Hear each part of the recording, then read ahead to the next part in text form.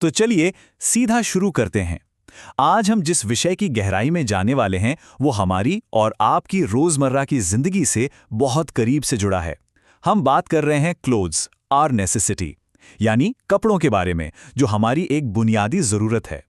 सुनने में ये टॉपिक भले ही 5th ग्रेड का लगे, लेकिन मैं आपको बता दूं, इसके पीछे की कहानी सच में कमाल की है। आगे बढ़ने से पहले जरा अपने आप से एक बड़ा ही सिंपल सा सवाल पूछिए। एक इंसान को आराम से जीने के लिए असल में कितने कपड़ों की जरूरत होती है?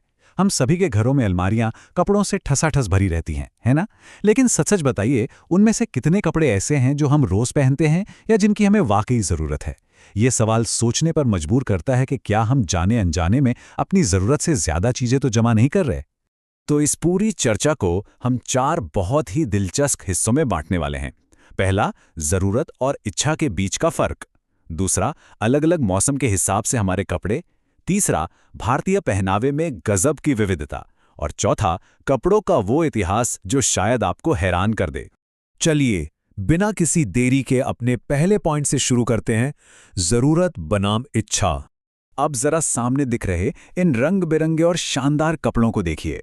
आज बाजार में टी शर्ट, जैकेट, जीन्स का इतना बड़ा कलेक्शन मौजूद है कि किसी का भी मन ललचा जाए। विज्ञापनों को देखकर लगता है कि बस ये भी ले लूं और वो भी। किताब में रोहन और सानिया का एक बहुत ही बढ़िया उदाहरण दिया गया है। उनके पास दुनिया भर के कपड़े हैं, लेकिन फिर भी वो उलझन में है कि क्या पहने और बाकी बचे कपड़ों का क्या करें। सच कहूं तो ये सिर्फ उनकी नहीं, हम में से ज्यादातर लोगों की कहानी है। यहीं पर हमें जरूरत और इच्छा के बीच का फर्क समझना बहुत जरूरी है। देखिए, कपड़े पहनने की हमारी सबसे बुनियादी जरूरत क्या है? अपने शरीर को मौसम की मार से बचाना और सुरक्षित रखना, बस ये एक जरूरत है। दूसरी तरफ, जब हमारे पास पहले से ही पहनने के लिए बहुत सारे कपड़े हों, लेकिन फिर भी हम हर नया ट्रेंड फॉलो करना चाहें, तो वो सिर्फ हमारी एक इच्छा है। और अगर इस पर काबू ना पाया जाए तो ये इच्छा कब लालच में बदल जाती है, हमें पता भी नहीं चलता। अब आते हैं अपने दूसरे पॉइंट पर, मौसम के हिसाब से हमारे कपड़े कैसे बदलते हैं। ये तो हम सबने नोटिस किया है कि जैसे ही मौसम बदलता है, हमारा पहनावा भी पूरी तरह बदल जाता है। चिलचिलाती गर्मी में हमें हल्के और सूती कपड़ों की जरूरत होती है ताकि शरीर को ठंडक मिल सके। कड़ाके की ठंड आते ही हम मोटे ऊनी कपड़ों में पैक हो जाते हैं ताकि शरीर की गर्मी बाहर न निकले। और मॉनसून के आते ही बारिश से बचने के लिए रेनकोट और छतरियां बाहर आ जाती हैं। तो देखा जाए तो प्रकृति और मौसम ही तय करते हैं कि हम क्या पहनेंगे। और क्योंकि मौसम हर जगह अलग अलग होता है, इसलिए कपड़ों में गजब की वैरायटी देखने को मिलती है। और यही बात हमें हमारे तीसरे पॉइंट की तरफ ले जाती है, भारतीय कपड़ों में विविधता। भारत के इस नक्शे को ही देख लीजिए। हमारा देश कितना विशाल है और हर हिस्से का मौसम एक दूसरे से एकदम अलग है। उत्तर में कश्मीर की बर्फीली वादियों से लेकर दक्षिण की गर्मी तक, और पश्चिम में राजस्थान के रेगिस्तान से लेकर पूर्व में असम की बारिश तक, हर जगह की जलवायु अलग है। और इसी अलग अलग मौसम की वजह से हर इलाके के लोगों के पारंपरिक पहनावे में आपको जबरदस्त विविधता देखने को मिलती है। अगर हम पूरे देश से ध्यान हटाकर थोड़ा जूम इन करें और सिर्फ महाराष्ट्र को देखें, तो कहानी और भी दिलचस्प हो जाती है। इचलकरंजी, सोलापुर और पैठण जैसे शहर खास तरह के कपड़ों के लिए बहुत मशहूर हैं। जैसे सोलापुर की मशहूर चादरें और पैठण की प्रसिद्ध पैठणी साड़ियाँ। यह शहर कपड़ा उत्पादन के इतने बड़े केंद्र इसलिए बन पाए क्योंकि वहाँ का प्राकृतिक वातावरण और संसाधन उन खास कपड़ों को बनाने के लिए एकदम सही हैं। और अगर पूरे देश की बात करें तो हमारे पास खूबसूरत पारंपरिक कपड़ों की एक पूरी लिस्ट है।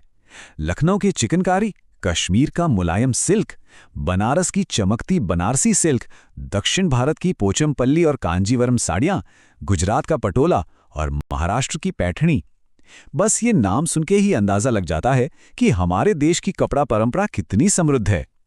और अच्छी बात यह है कि आज यातायात के बेहतर साधनों की वजह से ये सभी चीजें हमें देश के किसी भी कोने में आसानी से मिल जाती हैं। आज हम क्या और क्यों पहनते हैं, ये तो हमने समझ लिया। अब थोड़ा समय में पीछे चलते हैं और देखते हैं हमारा आखिरी सेक्शन, कपड़ों का इतिहास। जरा इस टाइमलाइन पर गौर कीजिए। क्या इंसानों ने हमेशा से ऐसे ही कपड़े पहने हैं जैसे हम आज पहनते हैं? बिल्कुल नहीं। बहुत पुराने समय में शुरुआती इंसानों के शरीर पर घने बाल होते थे और वो कोई कपड़े नहीं पहनते थे। पर जैसे जैसे मानव शरीर का विकास हुआ और बाल कम हुए, उन्हें मौसम से बचने की जरूरत महसूस हुई। तब उन्होंने पेड़ों की छाल और पत्तों का इस्तेमाल शुरू किया। फिर शिकार के युग में उन्होंने जानवरों की खाल को कपड़े की तरह पहनना सीखा और आखिर में आधुनिक युग में आकर इंसानों ने कपास से सूत और धागा बनाना सीखा, जिससे आज के हमारे शानदार कपड़े बनते हैं। ये तस्वीर उसी पूरी यात्रा को बहुत ही बेहतरीन तरीके से दिखा रही है। बिना कपड़ों के रहने से लेकर पत्तों को लपेटने, जानवरों की खाल पहनने और फिर बुने हुए सूती कपड़ों तक का सफ़र। ये कोई रातों रात हुआ बदलाव नहीं था। यह मानव इतिहास की एक बहुत लंबी और अविश्वसनीय यात्रा थी, जो इंसान की बुद्धि और हमारे विकास की एक गजब कहानी बयां करती है। और आपको एक बहुत ही दिलचस्प बात बताऊं, सिर्फ हमारा पुराना इतिहास ही नहीं, बल्कि हमारा आधुनिक इतिहास भी मौसम से ही तय हुआ है। उदाहरण के लिए मुंबई शहर को ही ले लीजिए।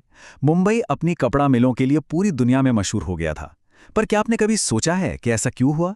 इसका राज छुपा है मुंबई के यानी नमी वाले मौसम में। ये नमी वाला मौसम कपड़े बनाने के लिए बहुत लंबे धागे तैयार करने में मदद करता है।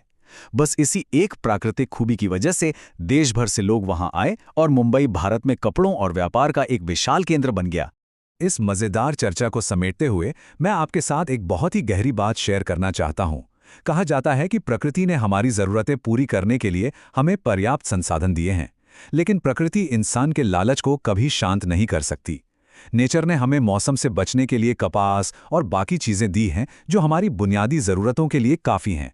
लेकिन अगर हम बिना सोचे समझे सिर्फ अपनी इच्छाओं के पीछे भागते रहेंगे और बेतहाशा चीज़ें जमा करते रहेंगे तो हम अपनी ही धरती का नुकसान करेंगे। तो जाते जाते आपके लिए सोचने के लिए एक सवाल छोड़ रहा हूं।